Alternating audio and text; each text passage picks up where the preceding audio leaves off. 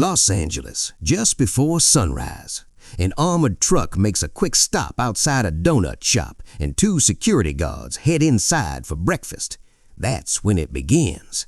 Out of nowhere, a car and an SUV slide in and box the truck in. Armed men in tactical gear and gas masks jump out pointing shotguns and rifles straight at the guards just as they exit the shop. "No, no, no, no, bro, we're not here for you." Don't even think about it.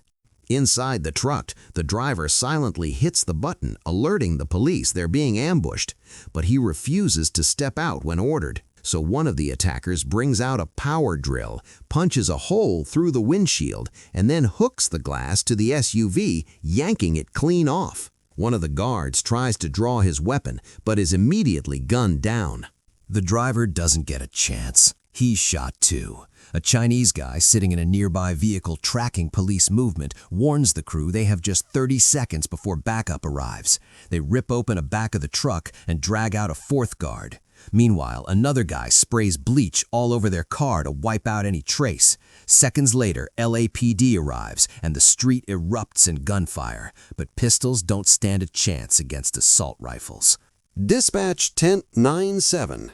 It's LAPD's on scene. 4 officers go down, and one of the gunmen is killed. Still, the rest manage to escape with the truck intact. The crew follows the radio guy's directions and safely make it to a warehouse. Tension simmers. Their leader isn't happy.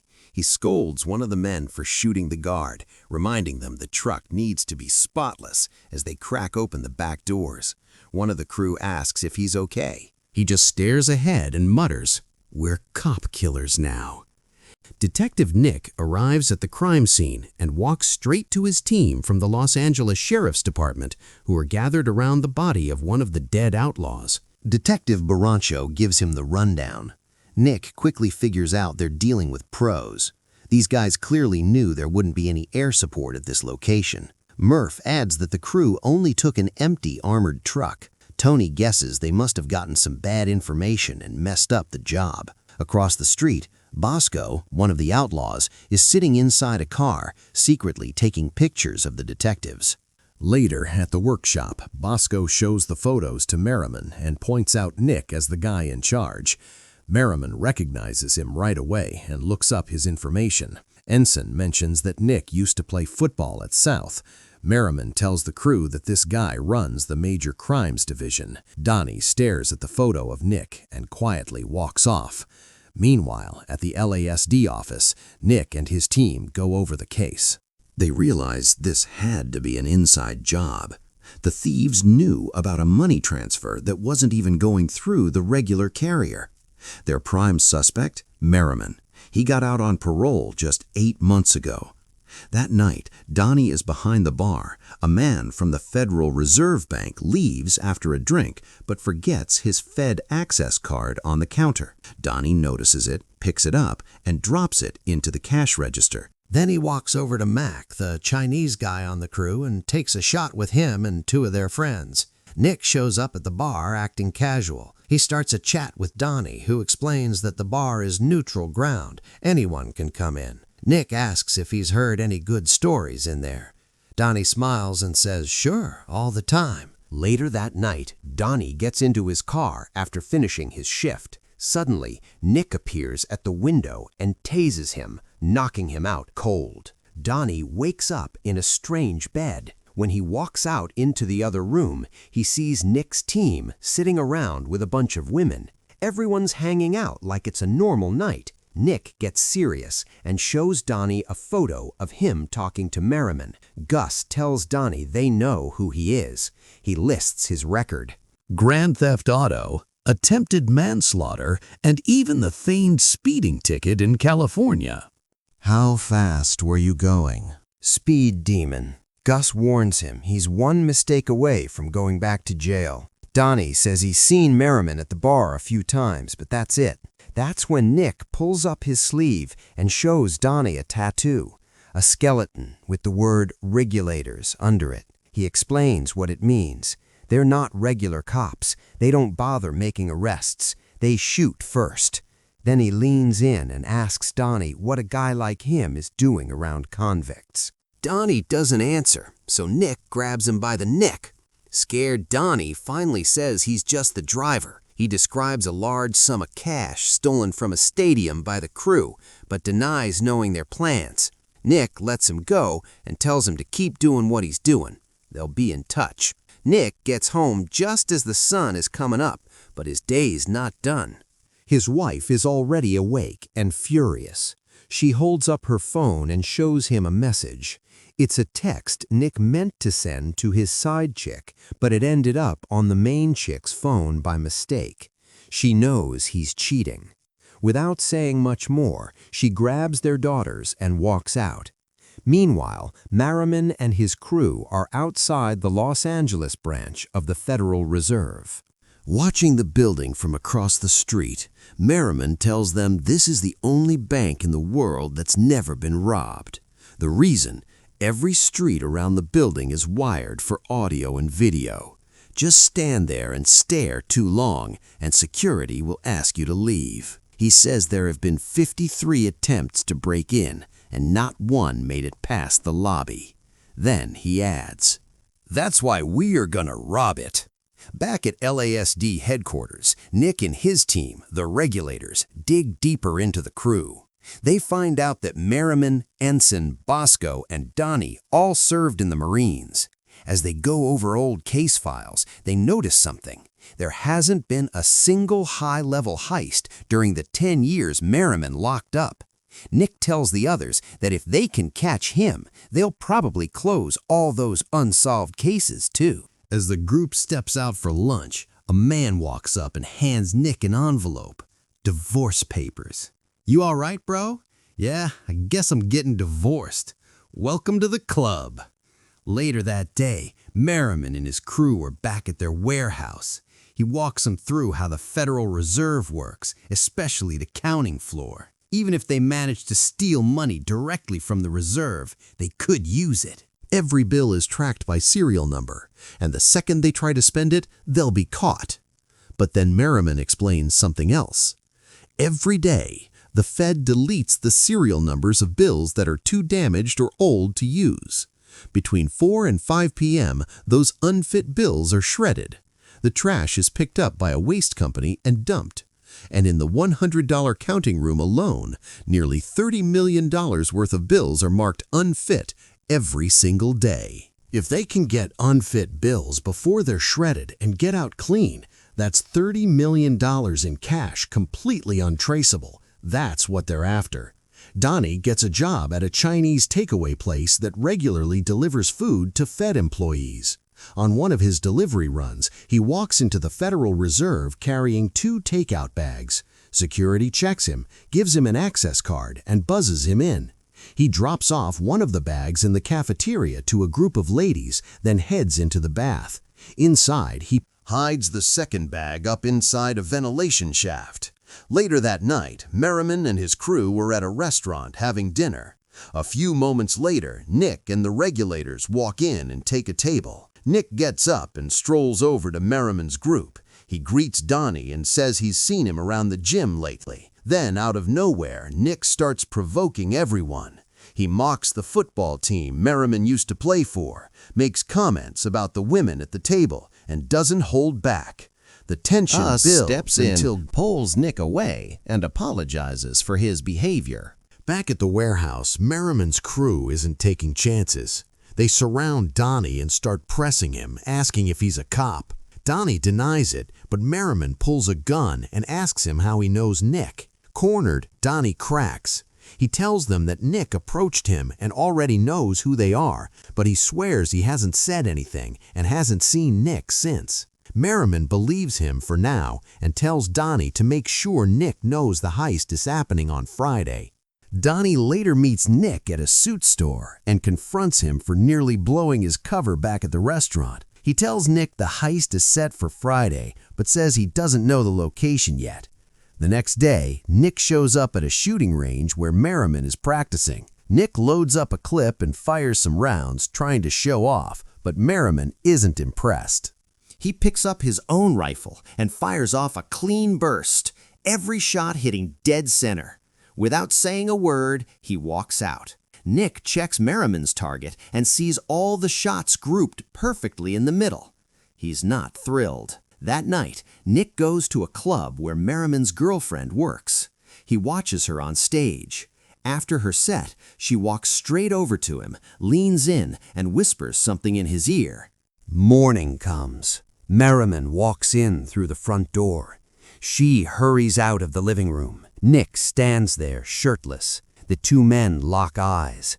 Both glance at the gun sitting on the table. Nick gives a small nod, like telling him to go for it, but Merriman just grins and walks right past him into the bedroom. He shuts the door behind him. Nick walks out, gets into his car, and makes a call.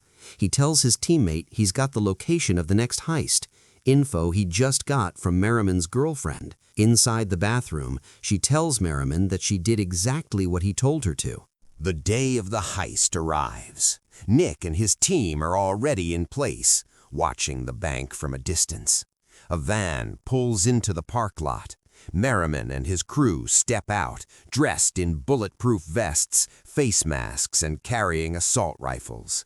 They storm into the bank, shoot out the security cameras, and shout for everyone to get down. In seconds, the crew takes control. They collect all the cell phones, tie everyone's hands with cable ties, and cover their heads with bags. Merriman orders the bank manager to call 911. He tells him exactly what to say. Demand $10 million in cash delivered in a helicopter filled with fuel within 1 hour. If they don't get what they want, they'll kill a hostage every hour. No cops are to approach the building, and if a negotiator calls, someone dies. Within minutes, LAPD and FBI arrive on the scene. Sirens blaring, but Nick isn't happy. This was supposed to be his operation from the start. Inside, the bank manager opens the vault. The phone rings. Merriman answers it on speaker. The LAPD negotiator is on the line, saying they're working on the ends. Merriman replies calmly, "You just killed a hostage," and hangs up. Bosco grabs one of the hostages and leads them to the back. A loud gunshot follows.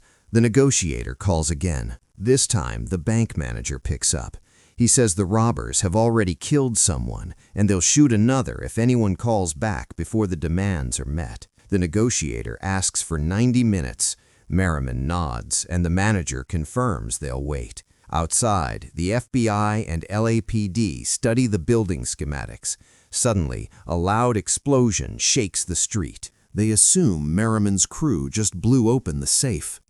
Nick looks at the map and spots something odd. He points to a section and asks Tony what it is. Tony says it's a sewer line, but the map shows it's been sealed off. Nick looks over at a nearby manhole and starts to piece it together. Without waiting, he grabs a crowbar and heads straight to the bank's front door.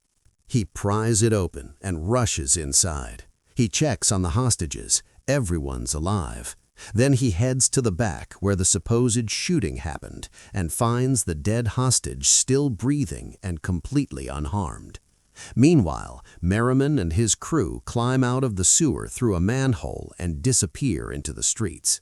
Back inside, Nick and his team enter the bank with weapons drawn.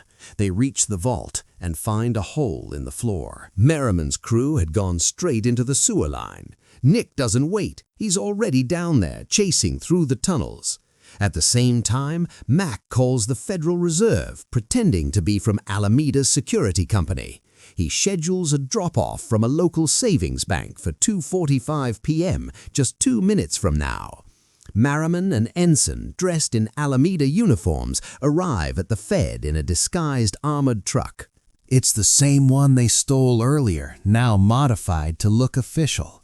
They roll up to the security gate, show their IDs, and the guard lets them through without question. They open the back of the truck and unload 2 tubs full of cash.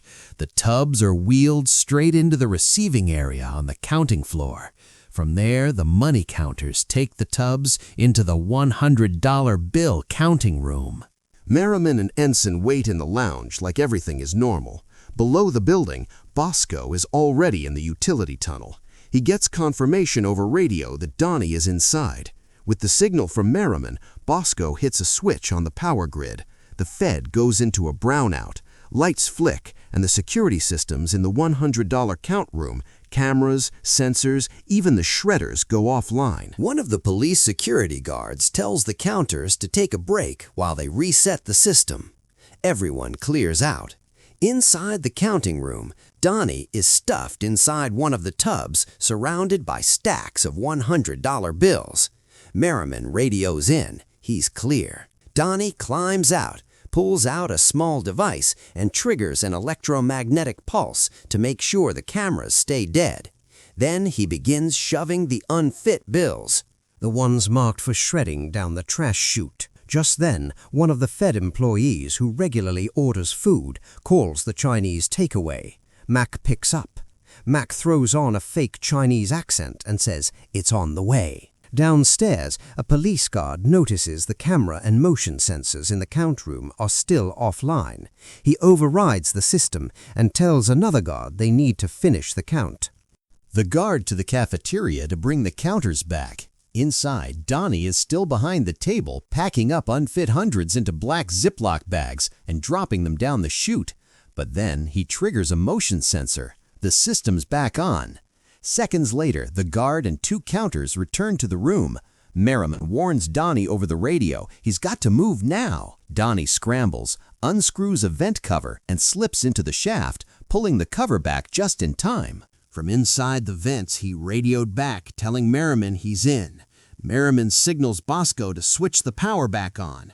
Everyone inside the Fed goes back to work like nothing happened. Donnie climbs out of the bathroom ventilation shaft and grabs the Chinese takeout bag he hid there earlier using the access card left behind by the Fed employee at the bar. He quietly moves through the building. He delivers the now old takeout to the women in the cafeteria and walks right out of the Federal Reserve. Chinese food guy. Go on, Buzzman. Hi, call him there. Yeah, send him through. Yeah, man, I don't have you signed in. What's your name? Oh, man, I signed my name with a dude from the last shift, man. I'm getting my money back. Go on, get out of here. Bye. Outside, two of Donnie's friends, both working as garbage truck drivers for the waste company that services the Fed, pull up at the same intersection. They see each other and give a quick nod. Back in the $100 counting room, the counters confirm that the Alameda cash delivery checks out. The tubs are empty. They roll them back to Merriman and Ensign and buzz them out of the waiting room. In the Fed's basement, one of men driving a refuse truck picks up the trash bags, the ones loaded with the stolen cash. Merriman and Ensign drive away in the armored truck, calm and collected. Bosco follows behind one of the garbage trucks in a Suburban. He radios Merriman with the location. Merriman catches up and blocks the garbage truck from the front while Bosco slides in behind, pulls a gun, and orders the guy out of the truck. Once the driver is out, Bosco hops in and drives. The rest of the crew follows him all the way to the dump site. Meanwhile, Nick is tearing through the city trying to track them down. Then he spots Donnie walking down the street. He slams on the brakes and pulls over. Mac, watching from a distance, sees Gus and Tony grab Donnie and force him into Nick's truck. Inside, they beat Donnie down and demand to know where Merriman is. Donnie finally cracks and gives up his location. At the dump site, Merriman gets a call from Mac. Tells him that Donnie's been made. Mac adds that he's still in the clear and asks where to go, but Merriman doesn't say a word. He just hangs up. Turning to Ensign, Merriman tells him Donnie and Mac are both burned. Then they quietly drive off in the Suburban. Nick spots Merriman's Suburban and tails it onto a freeway that's jammed with traffic. He quickly radios the location to Murph and Baracho. Merriman glances in his rearview mirror and sees Nick's truck behind them as the cars ahead come to a full stop. Gus cuffs Donnie inside Nick's truck while Nick and Tony get out. Murph and Baracho arrive at the scene just as Merriman, Ensign, and Bosco step out of the Suburban. The regulators begin closing in. Suddenly, Merriman opens fire. His shot hits Baracho, killing him instantly. Chaos erupts. Bullets fly in every direction, smashing into nearby cars and kicking up glass and metal. It's a full-on war zone. Bosco is hit in the neck and goes down dead. Merriman takes Tony with a shot to the knee, leaving him unable to move. Then he and Ensign make a run for it through the side street. Nick charges after them.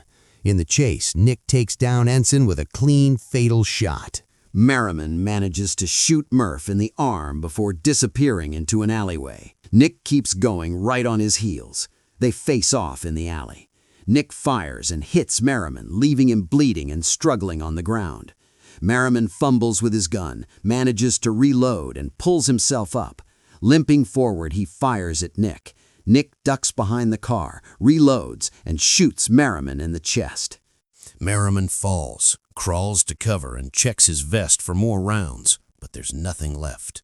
He stands up slowly and points his empty gun at Nick, not knowing it's unloaded. Nick fires one last shot, killing him. Nick returns to the car, only to find that Donnie's gone, vanished. He and Gus check the black bags in the Suburban. They're not full of cab, just shredded paper. Later, Nick goes back to the bar where Donnie used to work and asks around. The owner tells him Donnie quit 2 days ago. As Nick sits at the counter, he notices 2 Federal Reserve employees walk in, ID cards hanging from their necks. He looks at a photo of a football team on the wall and freezes.